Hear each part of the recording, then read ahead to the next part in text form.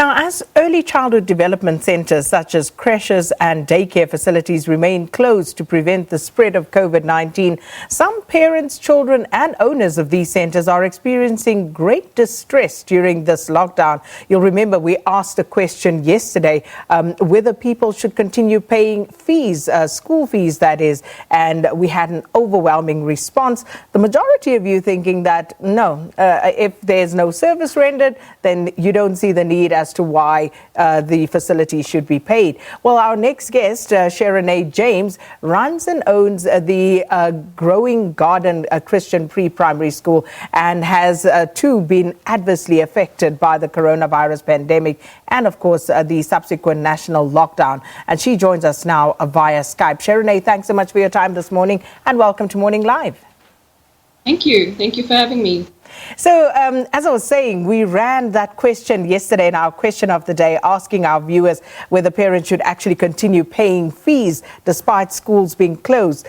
But give us your view, your perspective, because we also had a lot of owners of these institutions write to us. So make us understand why it's important that parents continue to pay. You know, I think the biggest issue is that a lot of parents and people don't see ECD learning centers as businesses. We have expenses like any other business has. You know, our running costs don't stop because we are in a lockdown. And in my situation, for example, we've continued learning. Our curriculum has not ended. I think technology is an absolute blessing in this situation, and we've continued. Every morning, you know, we send out work, and we've had a huge and wonderful response from our parents in that regard. But there has definitely been an impact where parents have not paid, and it's financially difficult on us. And of course, it's an unusual situation, Sherrene, because this is not just an instance whereby parents are not paying because they don't want to pay.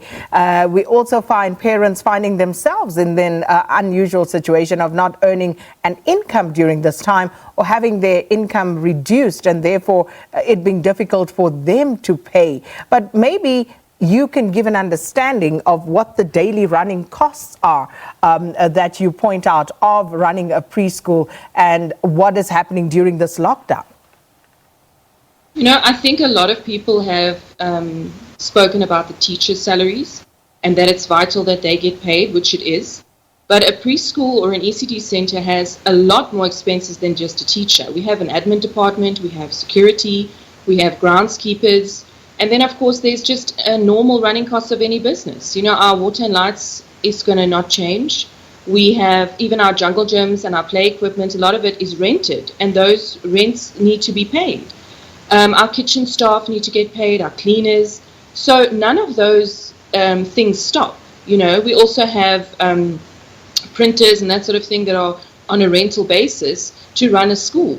So it's very difficult, and I do have sympathy for those parents who are put in a situation where they are not receiving salaries. And I think that those parents should communicate with the schools, and we can somehow come to some agreement for them. But if the majority of people are getting paid, I think that the right thing to do is then to pay school fees. And like I did say, my lines of communication are still quite open, and we're sending work throughout the week, and we're sending videos, and I've had a really wonderful response because this has affected the children as well in a big way, you know, and I think that they need that connection with the normality of it all, their teachers, the people that they love. I think that's very important, and I think we've forgotten about that aspect. And, you know, if we can't keep the running costs of the school going while we are in lockdown, there is this huge problem that we might not be able to open our doors when everything goes back to normal. And then parents are going to have to say, are we willing to risk that? And then when they need to go back to work, the center that's always been there for them, the children love the teachers, you know, their doors might be closed. And looking at your specific situation, and we're grateful that you're willing to share with us, Sherrene, are you able to pay your staff at this point? Last month I was blessed. My parents, not all of them, but there's a percentage of them that did pay, and I was able to pay my staff. But I have had communication from quite a few parents to kind of say, well, you know, it's coming on a month now that we've been closed, and they don't feel that they need to pay. And it's scary. It's very scary for me. I'm stressed about it, and I'm worried because people look to me as an owner of a school, and I need to kind of look to them, and I need to be there for them, and I need to make sure that their salaries are paid. You know, we're all humans, and you looking at a school and, you know, we're not open, there's not teachers, but there's so much more to it than that. Those people that work in the school have got families to feed, and we can't just say to them, okay, well, you're not going to get salaries. It's creating a much bigger problem, and the poverty is just rising and rising. I think if everyone just keeps paying what they can, I think the effects will be much better than just saying, okay, well, I'm not going to pay, I'm stopping. And I think that it's the wrong thing to do. The right thing to do is to pay your school fees. And should this lockdown be extended, Sherrene, what sort of impact would that have on your business? And, you know, are you staring down the barrel of perhaps having to close shop if it is extended? At this stage, I'm not staring at a barrel to close shop. I do have wonderful parents and support. But if it continues, I think I'm going to get to a point where I'm going to kind of put my head in my hand and sort of not know which way. Because if you don't get an income, then you can't pay people, and your expenses are not there. And unfortunately, ECD centres, we are not able to have huge savings and put money away. It's just not a reality in South Africa. The money that comes in every month is the money that goes out every month. And we try our level best to make sure that, you know, everyone gets a good salary and that sort of thing. And when something happens like this, which I understand, we're in uncharted territories. None of us expected to be here. But I think that, yeah, it's scary for me, and I'm quite stressed about it, and it's going to be something I'm going to have to think about, because I will not be able to survive and keep my running costs if the parents do not pay. And what about the safety net provided by government? Because these are some of the other questions that we've been faced with from our viewers. Where you find yourself in distress, are you not able to turn to government at this time to try and cushion the blow? Honestly, I haven't done much research on that, so I wouldn't be able to answer it. But personally, on my personal opinion, I don't think that government should step in here. I think that we have contracts in place with parents, and they signed those contracts, and I feel that it is the right thing to do to pay their school fees. There is so many more schools in rural areas and that sort of thing that really need the government more than we do.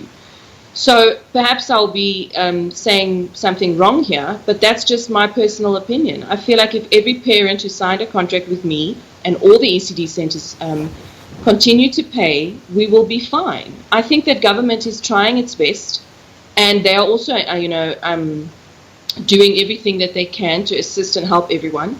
But we are in a very difficult situation, and I think everyone really, myself included, we are just genuinely trying our best. Sherrene, will you be enforcing those contracts that you have with parents?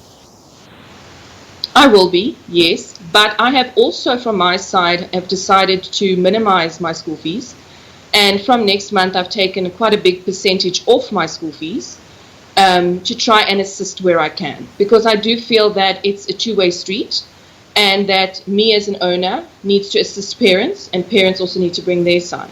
So I have decided to make my school fees less, just so that I can keep the school going until lockdown is uplifted. You know, it's a difficult question when you say, will I enforce those contracts? I just hope and pray that the people will do the right thing. Well, Sherrene, thank you so much for speaking to us. Sherrene James runs a preschool, and she was speaking to us about the impact of the lockdown on early childhood development centres. And I think what's important in what Sherrene says is that a preschool like hers, they are probably able to move on and keep head above water for slightly longer. And as she says, she doesn't necessarily want to turn to government at this stage because hers is perhaps a better off preschool. But then there are those who don't have the means, as she said, rural areas, townships, where the socioeconomic conditions are a lot worse. And we will focus on that as well. We'll be speaking to the director of Untatayise an ECD network group. We'll talk to her, Puleng Mutsweneng, about what it is that's going on the other side of this divide. And hopefully you will understand why it is important for those who can to actually pay the school fees. All right, let's go to news.